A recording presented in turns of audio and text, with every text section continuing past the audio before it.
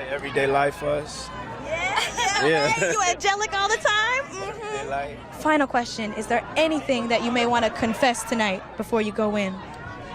I keep everything right here. There you go. Or right here. I keep everything right here.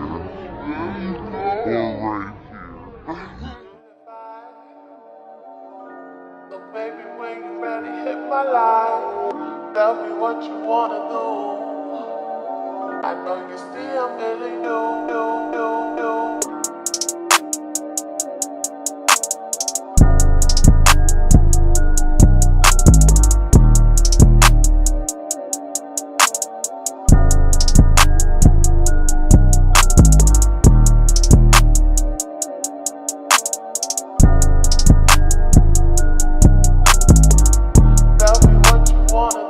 Hey you guys, before we get into today's video, I just want to take time, as I always do, to thank all of my subscribers. Thank you guys so much for supporting my channel. If you're not already currently subscribed, what are you waiting for? Click that subscribe button right now. Also, I do have another channel called Brandy B Review TV. Navigate to the first comment pinned to the top to check that out. Also, like the video, you guys. Comment on the video. I want to hear your thoughts, so comment and like.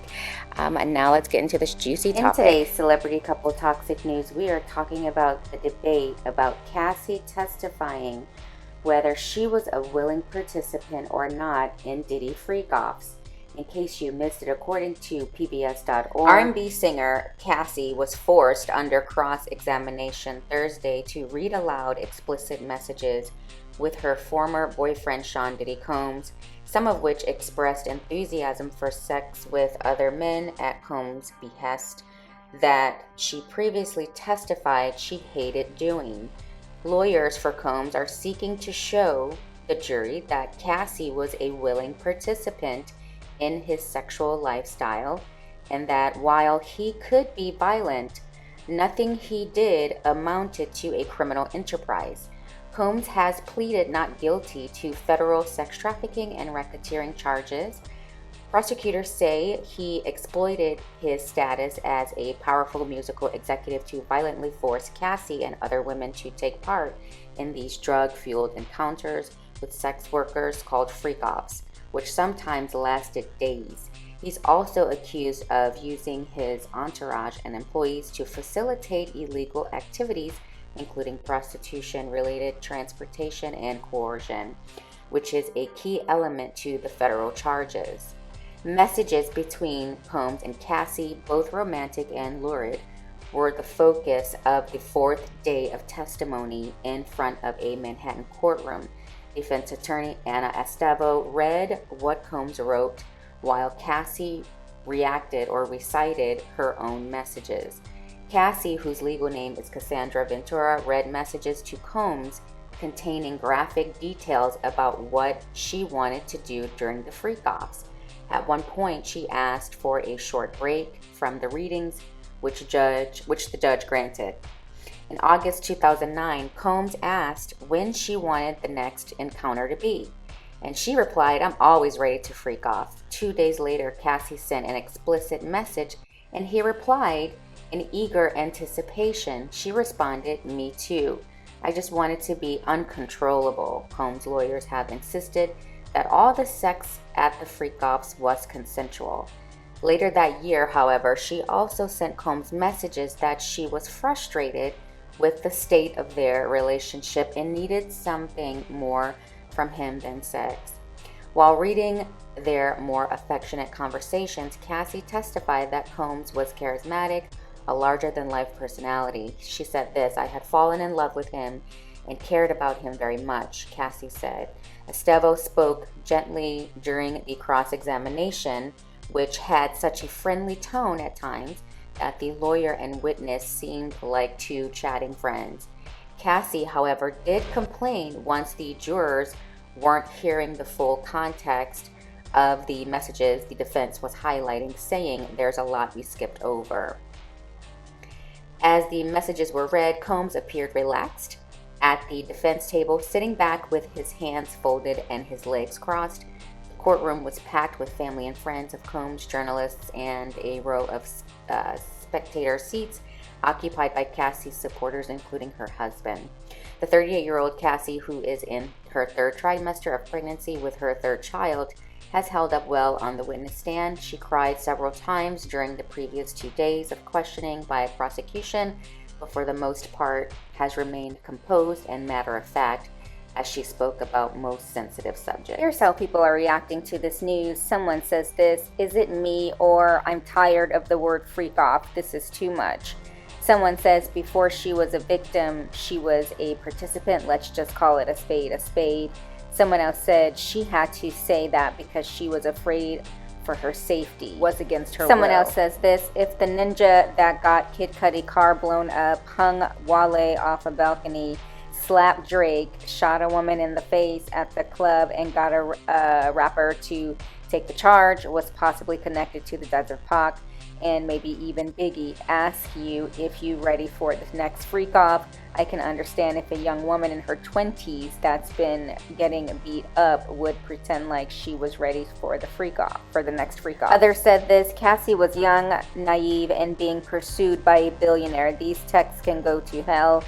Someone else says, "Bring the psychologists in. This is going over people's head." Someone else says, "To all the young girls that want a man just because of his status, this is what happens. When you with a person for the wrong reasons, this is what happens." What do you guys think about this situation? Is Cassie a victim or simply a willing participant? You guys, honestly, after those text messages, it's a wee bit hard to defend Cassie. There's been a huge debate all over social media about this, obviously. But it's kind of like defending a friend, a close girlfriend or a best friend who keeps getting abused by her man, but she keeps going back to him because she loves him, and that's exactly what this is. Remember, these text messages were from 2009, so Cassie was like 23 years old. But here, guys, age does matter, okay? It's called being young and dumb, and Cassie was young and dumb for Diddy. We've all been there. We've all been young and dumb for someone. I mean, in Cassie's case, her actions were very extreme. Did you guys do everything right in your early 20s? Like, really think about that. Please don't throw stones at someone like this. I think Cassie was a willing participant and a victim. I think she was both. I actually agree in the beginning. She knew exactly what she was doing in terms of being a gullible pick-me type of girl, but she became a victim the minute she expressed she wanted to get out of the toxic relationship and dealings with Diddy, but he wouldn't let her, meaning he beat her, threatened her, and treated her like the gum on the bottom of his shoes. If you've ever been around an actual victim, or if you have been a victim yourself, God forbid, of abuse, you know how tough it can be for the person to actually remove themselves from that situation. It is a real thing, you guys. Everyone would like to think that they'd leave their partner if they became abusive, if their partner became abusive. But the reality is, when you first meet someone, that person is charming, sweet, loving, they may be paying all of your bills, all the things. And then bam, once you get hit by this person, you're shocked, right? Like, you don't want to believe that this sweet, innocent person you've been actually with all this time, right, hit you. So what do? You give them a second chance because he didn't mean it, right? But when it happens again, you start making excuses because you keep hanging on to when you first met that person. It happens. Let's not forget who created the freak-offs. Diddy. Diddy created the freak-offs. Cassie wanted to keep her man happy. Y'all, she was groomed.